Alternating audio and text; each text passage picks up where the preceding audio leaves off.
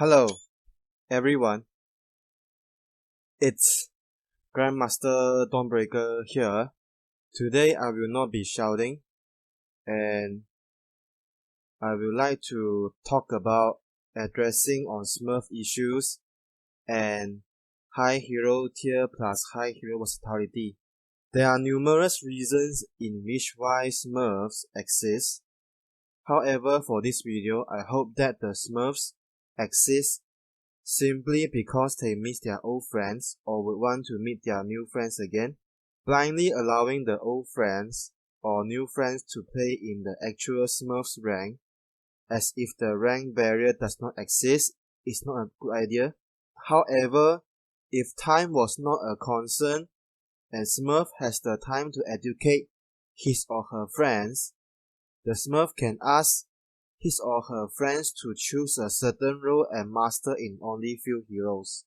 As time passes and the friends of the Smurfs did get some experience playing in both ranked and unranked, the friends and Smurfs by right should have at least gold tier in the heroes they are using.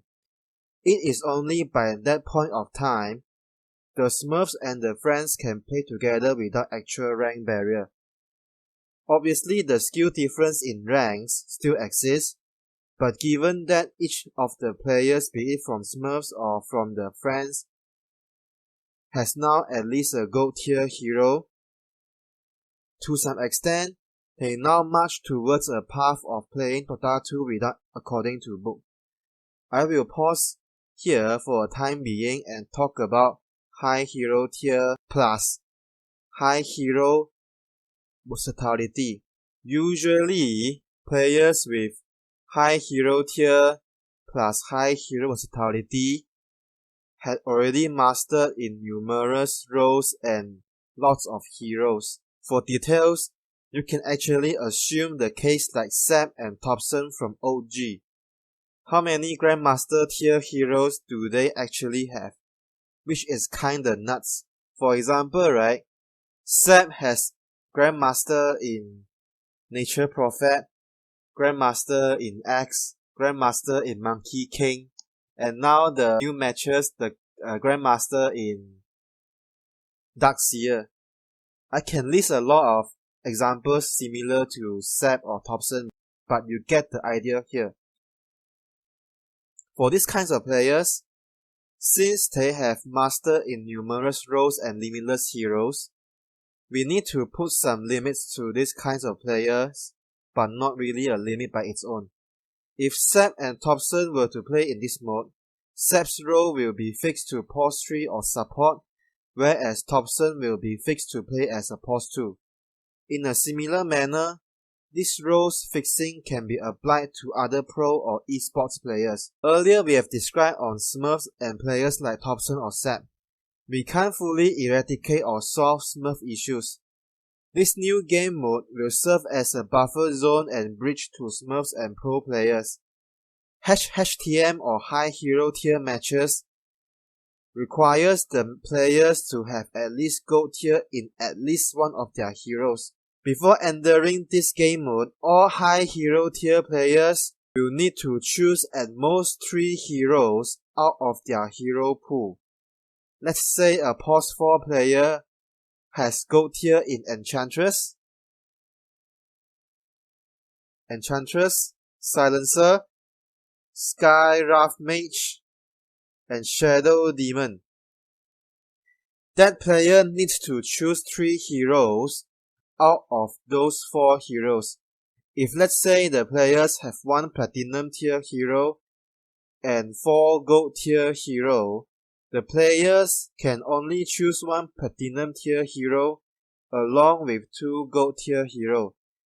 If the player has only 1 Grandmaster or Master tier hero, the player automatically enters into the game mode with the analyzed role. At this point of time, this Grandmaster or Master tier hero players, they usually have the most games played on a single role. If there is a Grandmaster Invoker which plays the most on post 2 or mid lane, then that player will be assigned with post 2 role. Similar stuffs can be applied to other high hero tier players, which are platinum to gold. Assuming there are lots of Grandmaster or Master tier hero players might be playing this new game mode, they need to have an option to write down the requirements for them to do their best. Writing down the requirements are optional for Grandmaster and Master tier players. If the team has 2 post 1 players or 2 post 3 players, or 2 players that has the same fixed roles, discussions within the team is required to decide which hero suits to be carry more, or which hero suits to be post 3 more. I will believe that there are cases where heroes are repeated. For example, Radiant team may have an Enchantress player. The Dire team may also have an Enchantress player.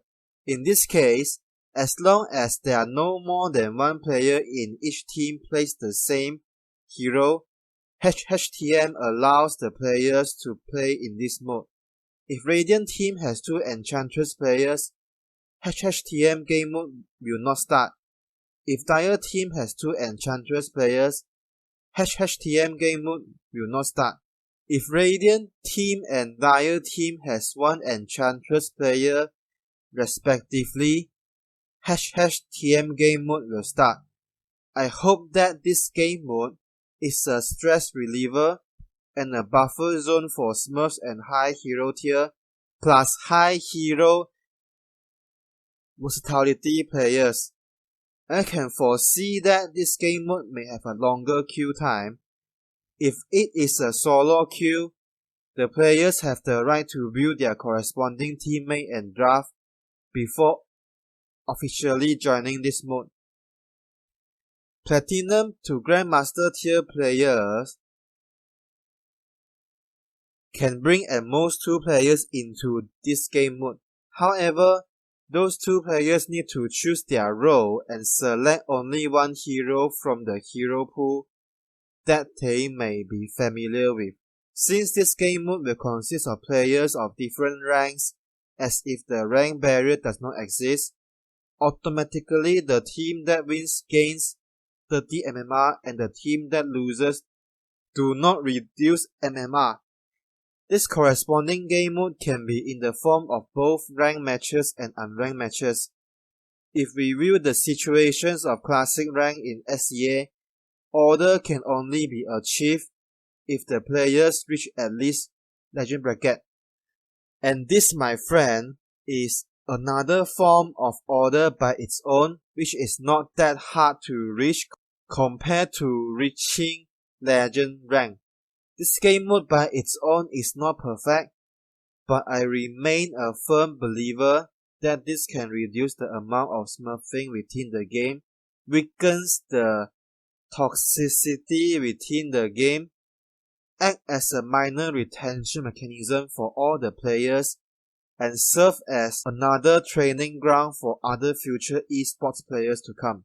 What exactly needs to be done on classic rank matches are something that the community needs to think. Because at this point of time, I believe whatever I propose is already unfair to most traditional and old players. I do not want to anger them even more, so the ideas should be coming from the community and not myself. What Dota 2 and its community should know is not about how attractive the game is, but it is how to keep the players within the game. Esports, meme build, meta are all belongs to how to attract new players. If this goes on, the rate of players losing interest within the game could become worse as time goes on due to the absence of players' retention mechanism. In my playlist, I for once never speak of making Dota 2 less complicated or complex. From the start of my playlist until now, it is all about curse issues and how to keep the players within the game. That's all for this video. Thank you very much.